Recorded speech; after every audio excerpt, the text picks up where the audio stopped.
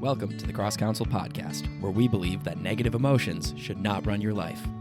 Join Mary Carlton and Steve Freitag as they share the keys they've learned from over 20 years of helping people find genuine freedom and live a more meaningful life through the truth, love, and healing of Jesus.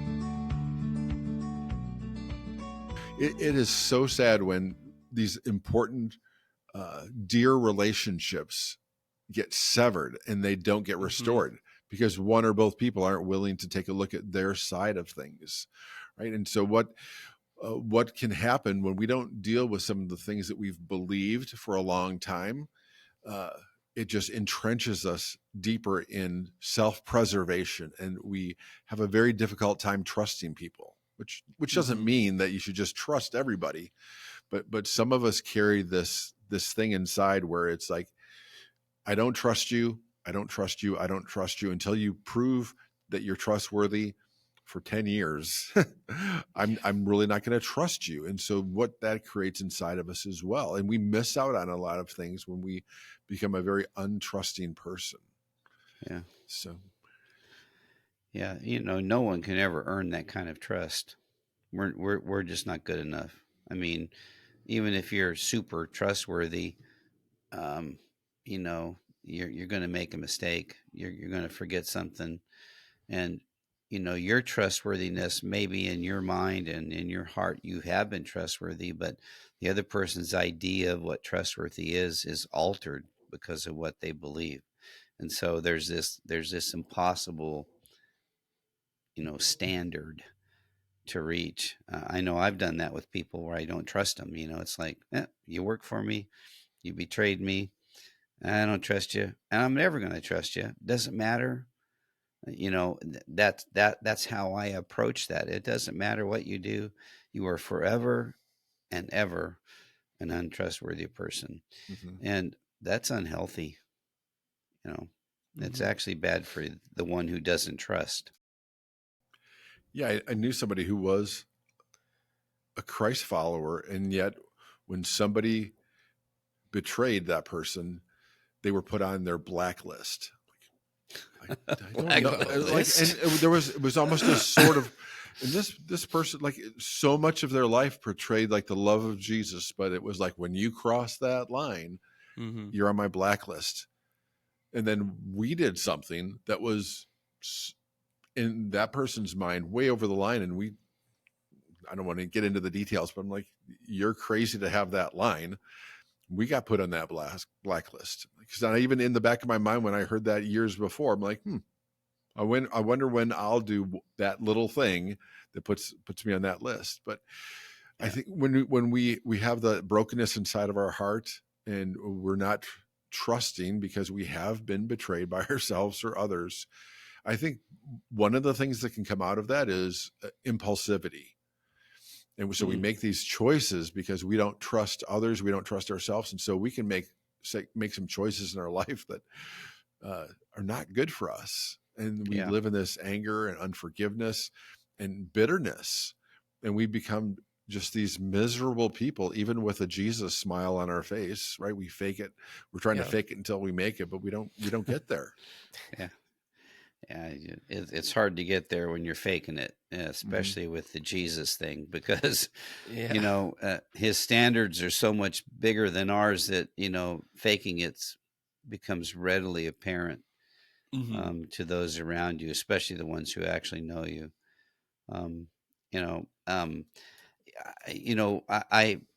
I think that there are some betrayals that may be worse than others.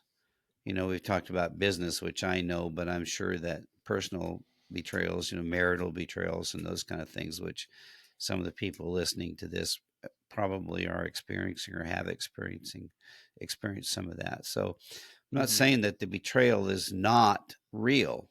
What we're saying is the pain that locks you into the betrayal is usually based on something that you don't actually know. Right.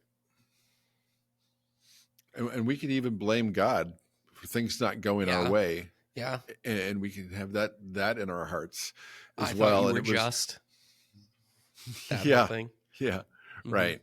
He ultimately is, right? We Yeah. quote verses like, he causes all things to work together for good for those who love him, who are called according to his purposes. Well, that's ultimately. That doesn't mean in my timeline. Right. His timeline and my timeline don't always coordinate very well. No, Yeah. But, because we just want things to be given to us. Go Well, ahead, Wes. in our timeline, in our way, and you, if you've experienced loss like a death of a spouse or a child or something like that, that verse doesn't matter. All things work together for good. At that moment, at that time, during that grieving period, that verse doesn't hit you unless, and I mean this, gently, unless the Lord is speaking to you about how to walk through that. Because truly, in when you look back on your life, and I can say this because I have lost a spouse, when you look back and you realize that this event happened, that event in your life is not good. There isn't any way to say that this is a good thing, but Right. that event in the whole cadre of things, the Lord causes everything to work together. I can tell you that is true. But there's some lie-based thinking that you're going to have to deal with to understand that scripture, because that's not something you can understand logically. It's something you have to understand emotionally. And I just need to leave it there. But it is lie-based thinking that causes you to believe that God is not good when things in your life, truly from the world perspective, are not good. And you have to figure out where that is. Take it to the Lord, and he will talk to you. He will. And show you where you started believing that he's not good. Right. Yeah, I like to say he'll communicate with us. Yeah. Sometimes that comes in, it doesn't necessarily mean an audible voice in your head, but I think when you lean into him and be open to how he's communicating those things. So, yeah, because we have a good father, right? You can sing that all day long, but we really do want stuff.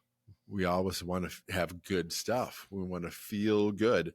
And I was listening to a psychologist talk, and his take was, narcissism. We did a podcast or two on that. And I do believe that everybody's a narcissist in those places of unhealed wounds.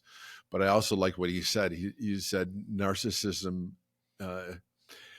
really thrives in places where people get things that they have not earned. Like, wow. Okay, well, there's grace and there's mercy. But there's a lot of stuff that we get that we don't deserve from the eternal or the spiritual standpoint. But I think we've just made things way too easy. Yeah. And the generations that follow. And so then we wonder why is my kid such a narcissist? Well, my goodness, you didn't make him or her work for anything. There still has to be an effort that we put forward in things. It's not God's. We don't have to earn God's love. Kids shouldn't have to earn parental love, but there also is this sense of being faithful and making an effort in things. And if we don't give kids space to put forth an effort, then why are we surprised with the narcissistic behavior and the selfishness, self-absorbed generation that follows, right? Because, yeah. Paul prays in Ephesians 3 that we would be rooted and established in love. Love that surpasses knowledge so that we may be filled to the measure of all the fullness of God. At Cross Counsel, it's miraculous to watch people transform by the love and truth of Jesus. But some people need a little extra help. We never turn anyone away because of their inability to cover their session fees. Would you be willing to cover that cost for somebody who is looking for freedom from something in their life? We are inviting you to be a part of what Cross Counsel is doing here. Would you be willing to donate to cover someone? Bless them, though you've never met them. You can do that today at crosscounsel.com.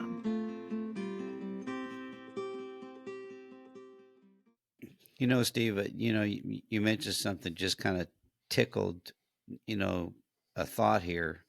And, John, you can cut this out if the thought needs to be cut, as you say. Okay. But, I just realized that many of the people that I deal with in my life right now are really believing that God has betrayed them.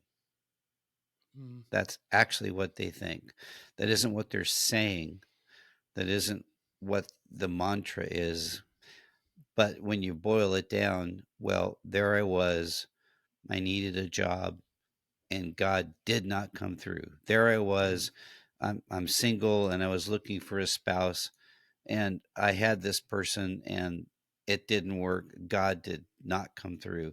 And I'd like to hear your take on that because, I really think that that may be a prevalent thought in the generation, John, of kids and people your age and younger, that where's God? He didn't do it. All this stuff that I was taught that he does, he doesn't do. Mm-hmm. I do believe that, that there is a sense of entitlement that has been, whether intentionally or unintentionally, I can't say, but like it has become part of the culture of like, I deserve this. I deserve all these things because, I say the right words, because I did the right things. And I think that that bleeds a lot from culture to God. And I think, especially for Christian kids, it can be easy to get into like comfortable Christianity where you see everyone that has these successful lives of, like, this is what I'm doing. It's because I am faithful to God, like implicitly or explicitly saying that. And the people that don't have that God is called in a different way to live a different life, they think, well, what the heck? Does God not love me then? Is that I don't have what this other person who also loves God has, even though I want that thing. Does that mean justice is not served equally? Does that mean God has his favorites and that I'm not among them? And then that plants those little seeds of resentment and of betrayal of, okay, well, what am I actually dealing with here? What am I actually like? Is God actually for me like the rest of the world is, that sort of thing. So yeah, I do think it's a big problem. I've seen a lot of it. I've experienced a lot of that in my own life and realizing how entitled I've been. So yeah. And I think that the thing 99.9. Oh, sorry. I was going to say, and I think the thing, and you guys have already touched on this, but like just to kind of confirm that, like I think the thing that really, really makes betrayal hard to get rid of is just like that sense of like righteous vindication, that like I don't have to get over this because I know I'm right and that I've been wronged, and therefore I'm not a victim, I'm not a narcissist, I'm a martyr, that sort of thing. And I think that that's what makes it real tricky, that mindset, But go ahead, Steve. What were you going to say? But the other thing I was going to say was I think 99.999% of us who say that we're believers in Jesus do treat the Lord like he's some genie in a bottle. Okay. Yeah. But it's to a matter of degrees. I think I still at times on some subconscious level still want him to be that genie in a bottle. I just rub a lamp and God, do what I want you to do. And some people, that's sort of their whole relationship with God, is that he is that genie. And so I think part of our journey is getting to that place where we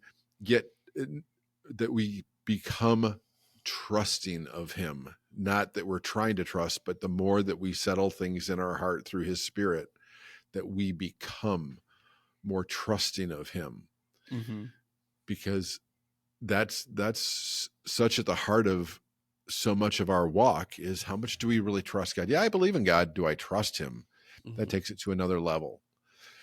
And there's so many different levels of and the ways that shows up. Even people who have walked away from the church. COVID was good in some ways, that it expanded the reach of the online presence, but I think it made it way too easy for people just to say, I'm just staying in my jammies and just watching on YouTube and I'm good.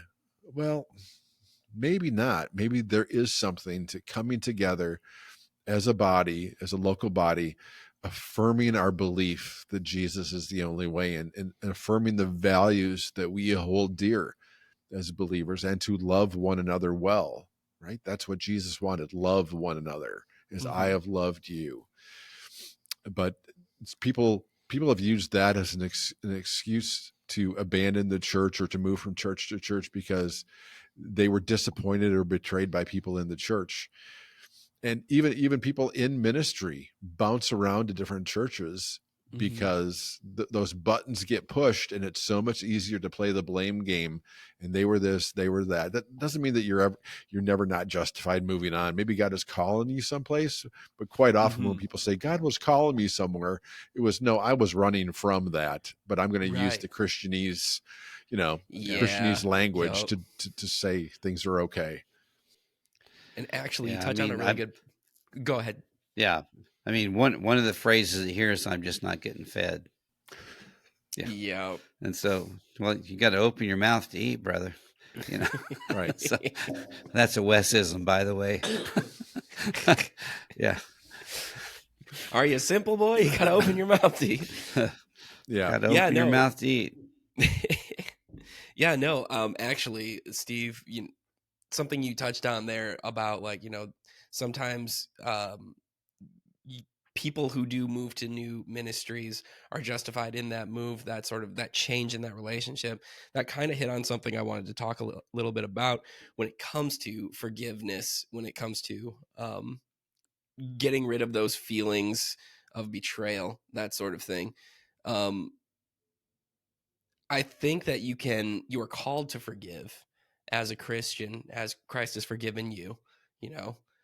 I don't think that we would ever say like the relationship needs to become exactly as it was before the betrayal or before that feeling of betrayal.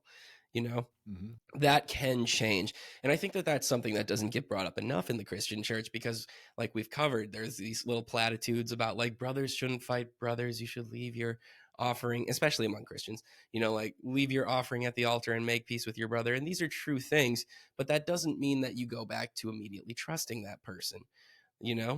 That doesn't, like, you can forgive them and you can love them, but I think that it's okay for that relationship dynamic to change. And I don't believe we would be saying that it needs to remain as it was before, Yeah, I would say both sides, actually. So forgiveness and reconciliation are two different things. Yeah.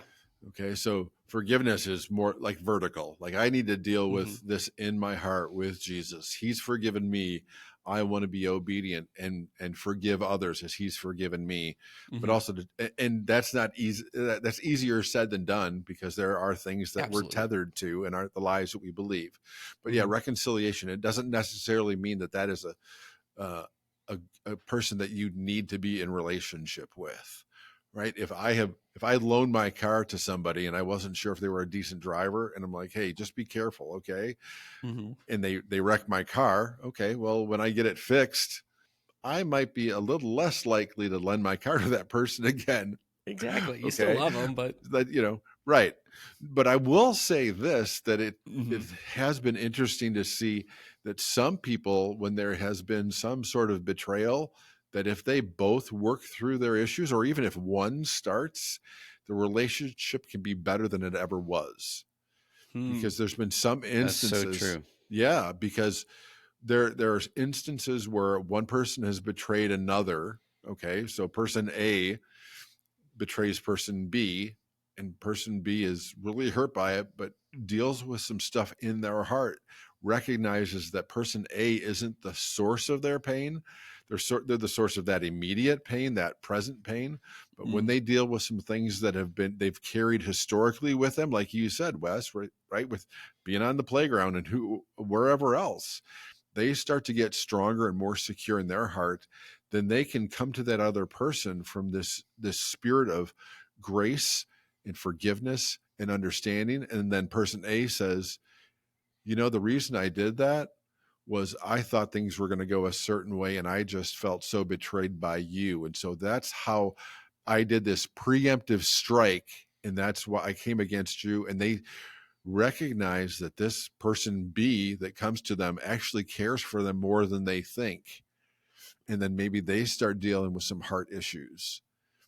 And when A and B have both worked through some heart issues, they can have a better relationship than ever. So that's that's miraculous. Mm-hmm. Yeah, it's when and you know the rest of the story, Steve, which you probably don't yet know about this other person, and this is to illustrate this point. When the lie that you believe is gone, holding you to unforgiveness and anger, when that happens, then it's almost like the playing field is different. And so after all this stuff, years after this, this person actually asked me to pray for them. Okay. And I was able to do that with without anything there, like, well, I'll pray for you, but you really are a jerk or whatever. None of that was there. And I didn't reach out. This person reached out to me.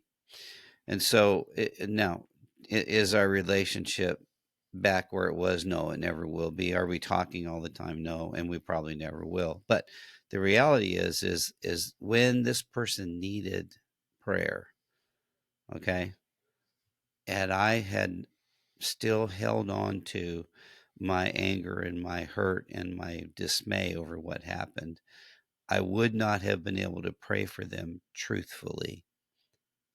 I want you to hear that. I would have prayed for them because I'm a Christian, and all right, I'm going to pray for you, but God, get him anyway. I mean, I'm kidding, but I'm just saying, there is that. And so if you're holding on to those things in a betrayal and you're trying to get over it, if you're the one who's not gotten over it, then there is almost no hope for you to restore the relationship. I really do think it only takes one to begin the process of restoration, whatever that looks like. And I'm not saying that the restoration needs to be everything's all hunky dory, but I am saying that when there is a spiritual situation as a Christian and you have forgiven someone, you can actually pray for them truthfully, without angst, without anything between you and God about that person, and the Lord will hear your prayer. Right. And when you say truthfully, you mean like authentically, like genuinely, Yeah. all that, right? Yes, that's what I mean. Yeah. Right. Yeah. And and I did it, and it wasn't even like it was hard.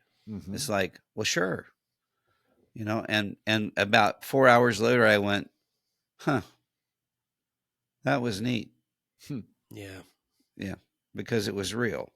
Now, I'm not saying that I'm a great person. I'm just saying in that situation, the Lord did heal me from that, and I can tell because it's gone. And that's one of the litmus tests. I think that God will bring some of those things back up to us sometimes, to see if we really did truly believe the truth rather than hold on to a lie.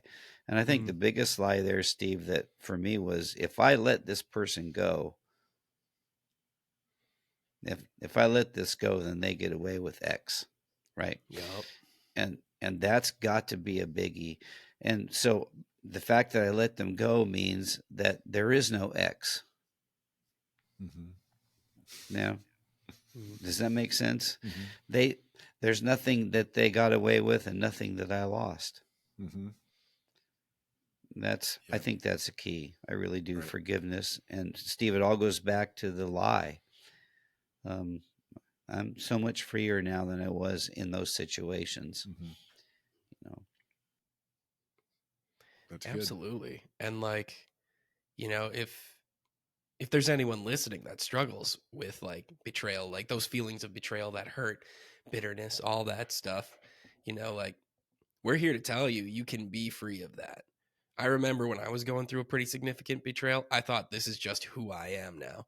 I'm going to keep repeating this thing. Like you said, Wes, like, I'm going to keep turning this over in my mind. And because I did for like a couple of years, like I was just in a bad place. And I thought, I'm never going to get over this. I don't have the capability to be free of this pain, to be free of this negativity, these terrible emotions. I don't know if I'll ever connect with anyone again or in the church, that sort of thing. And we're here to tell you now, and I'm here to tell you as someone who has also gone through that and come out the other side, you can be restored. You can come away from that. those repetitive loops can be gone, that anger, that bitterness, that can be taken care of. Christ can take that from you. He will take that from you if you give it to him. Not to use another platitude, but you know what I mean. Like, come see us, come talk with us, like, let's approach Jesus together. Let's go through the melt process. And, he will be faithful to restore you. Absolutely. Absolutely. Yeah.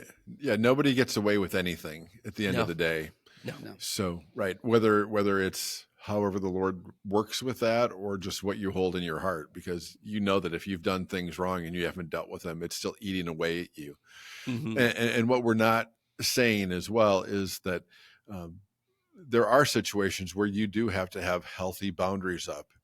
Absolutely. You don't want to enable people, especially those closest to you. Like maybe you do need to kick somebody out of your house because maybe you do them, right? So, or whatever Yeah. that is, right? That's just a metaphor for it. Can be very specific and legit, right? Literal, but it also can be metaphorical too. So sometimes you do have to kick people out of your house for their own good, not just for your own self-protection. Absolutely. Yeah, that's well said, Steve. I mean, we're not saying that everything's all hunky-dory all the time. There are truly situations where you have to protect yourself. Absolutely. And we do want you to do that. This has been the Cross Counsel Podcast. Please remember to subscribe, rate, share with your friends, and look for us on social media. The world will become a much better place, and Jesus will be seen in a much better light the more we are transformed by his truth and love. We'll see you next time, everybody.